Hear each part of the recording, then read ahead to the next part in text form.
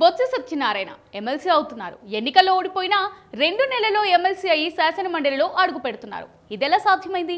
చంద్రబాబు పోటీ పెట్టకపోవడం వల్ల సాధ్యమైంది. అధికారాన్ని ఉపయోగించుకొని ఎమ్మెల్సీ సీటు సాధించడం టీడీపీకి పెద్ద కష్టం కాదు.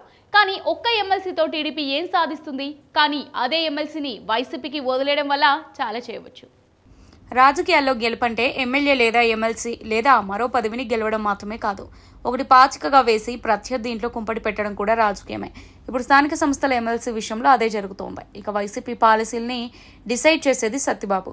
Botsa Satyanarayana super senior leader. ఉమ్మడి ఆంధ్రప్రదేశ్లో ఓ దశలో ముఖ్యమంత్రి స్థానానికి పోటీ పడిన వ్యక్తి. అలాంటి సీనియర్ ఎమ్మెల్సీగా ఏకగ్రీవంగా ఎన్నికయ్యారు. మరి ఆయన జగన్ అలా సాదాసీదాగా ఎమ్మెల్సీగా ఉంచేస్తారా? ఇటీవల ఆయన చెప్పినట్టుగా బలం ఉంటే ఎవరో ఒకరిని తెచ్చి సంతకం పెట్టేస్తే అయిపోయేది. కానీ ఇప్పుడు చంద్రబాబు అధికారంలో ఉన్నారు కాబట్టి బొత్స లాంటి నేతను నిలబెట్టాల్సి వచ్చింది. అంటే బొత్స ప్రభావం ఏమిటో జగన్కు తెలుసన్నమాట.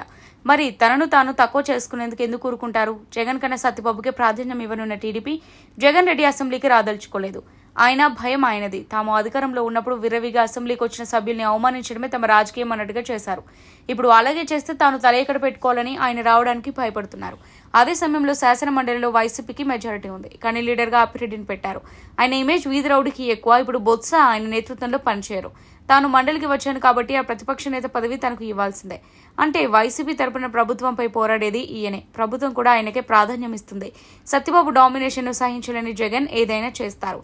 పార్టీలో ఏదైనా తాను చెప్పినట్టే జరగాలంటారు జగన్. అధికారంలో ఉన్నప్పుడు నడిచిపోయింది, కానీ ఇప్పుడు సాధ్యం కాదు. సత్యబాబు లాంటి సీనియర్లను కాదనలేరు. సజ్జల లాంటి వాళ్ళ మాటలు విని రోడ్డున పడిపోయాక దశాబ్దాలుగా రాజకీయం చేస్తున్న వారి మాటలు వినాల్సిందే. లేకపోతే ఆ సీనియర్లు పెట్టాల్సిన చిచ్చు పెట్టేస్తారు. దీన్ని ఆపుకునే రాజకీయ పరిణితి జగన్కు లేదు.